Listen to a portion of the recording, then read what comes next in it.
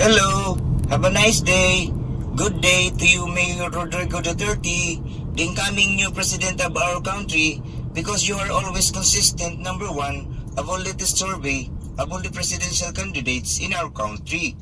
If you win as president this coming election May 2016, in coming June 30, 2016, you out of office in the Malacanang as a new president of our country from June 30, 2016 to June 30, 2022. I'm only an ordinary Filipino citizen. I experienced the worst and alarming situation of our public transportation by train, the LRT Line 1, from Baclaran to Roosevelt and vice versa, the LRT Line 2 from Santolan to Ricto and vice versa, and the MRT Line 3 from North Avenue to EDSA Pasay and vice versa. Every day, our Filipino countrymen always encountered long lines of commuters in every station, especially rush hours, malfunctions of the trains in the middle of the line rails, no air conditions inside the trains, the door of the trains did not close or open, overloaded of commuters in every trains and other problems in all trains, the LRT Line 1, LRT Line 2, and the MRT Line 3. If the situation is always like this every day, I have a proposed bill to pass in the Congress to become a law. A People Reform Law Series of 2016, it is stated, in LRT Line 1 first, change the daily route of destination of each train, LRT Line 1. Instead, each train stop for loading and unloading of commuters in every station from the first station up to the last station and vice versa. Make it every other station. These are the implementing rules and regulation. Number 1. In the present situation, the LRT Line 1 is loading and unloading of each commuter in every station. Change this situation. Each train will stop for loading and unloading of commuters in every other station. Number 2. The first train travel from Baclaran Station to Roosevelt is odd number journey. The train starts in Station 1 Baclaran. The first stop for loading and unloading of commuters is in Station 3, Libertad, not in Station 2, EDSA Pasay. The second stop is in Station 5, Vito Cruz, not in Station 4, Hill Puyat. The third stop is in Station 7, Pedro Hill. The fourth stop is in Station 9, Central Terminal. The fifth stop is in Station 11, Doroteo Jose. The sixth stop is in Station 13, Tayuman. The seventh stop is in Station 15, Abad Santos. The eighth stop is in Station 17, Fifth Avenue. And the last stop is in Station 19, Balintawak, and vice versa. Number 3. The next train travel is even number journey. The train starts at Station 2, EDSA Pasay. The first stop for loading and unloading of commuters is in Station 4, Hill Puyat, not in Station 3, Libertad. The second stop is in Station 6, Quirino. The third stop is in Station 8, United Nations. The fourth stop is in Station 10, Carriedo. The fifth stop is in Station 12, Bambang. The sixth stop is in Station 14, Blooming Street. The seventh stop is in Station 16, Arpapa. The eighth stop is in Station 18, Monumento. And the last stop is in Station 20, Roosevelt, and vice versa. Number 4.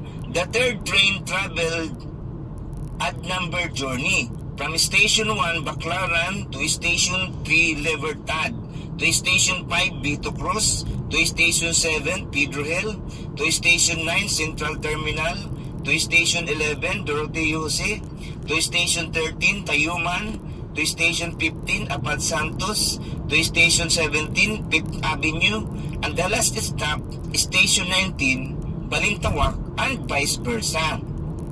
Number 5. The fourth train travel is even number journey. Start from Station 2, EDSA Pasay, to Station 4, Hill Puyat, to Station 6, Quirino, to Station 8, United Nations, to Station 10, Carriedo, Station 12, Bangbang, to Station 14, Blumentritt, to Station 16, Arpapa, to Station 18, Monumento, and the last stop, Station 20, Roosevelt, and vice versa. Number 6, the 5th train is odd number journey.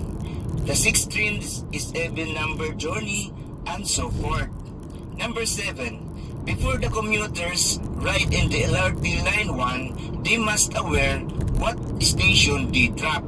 If the station they drop is odd number like Station 1, 3, 5, 7, 9, 11, 13, 15, 17, and 19, be sure they take a ride in the odd number station.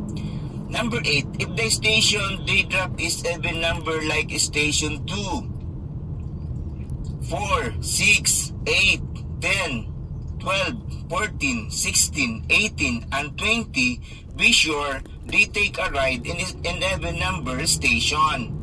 Number 9, in case the commuters take a ride in odd number station but they drop in even number station, they must drop in even number station nearest to their destination. Like for example, the destination is Station 6, Quirino. They drop either in Station 7, Pedro Hill, or Station 5, Vito Cruz, the nearest place of their destination. The advantages and benefits of this proposed bill, these are the following. The total number of commuters in each station is lesser 50% because the LRT Line 1 are 2 lines already, the odd number journey and the even number journey. Number 2, each train traveled to the routes of destination is faster than the present situation because the train will stop only in every other station, not in every station. Number 3, no more long lines of commuters in every stations, even rush hour or even in regular hours. Number 4, each train will not overloaded every time because the number of commuters per train 50% lesser compared to the present situation. Number 5, the malfunctions of trains is lesser and any other accident. So Mayor Rodrigo Duterte, we hope this coming June 30, 2016, after you out of office in the Malacanang, you approve my proposed bill. It is stated, change the daily routes of destination of each train, LRT Line 1. Instead, each train stop for loading and unloading of commuters in every station from the first station up to the last station and vice versa, make it in every other station. So that our Filipino countrymen, the commuters of LRT Line 1, are comfortable, no any accident, and safety to travel to their destination every day. So thank you very much, and God save our country.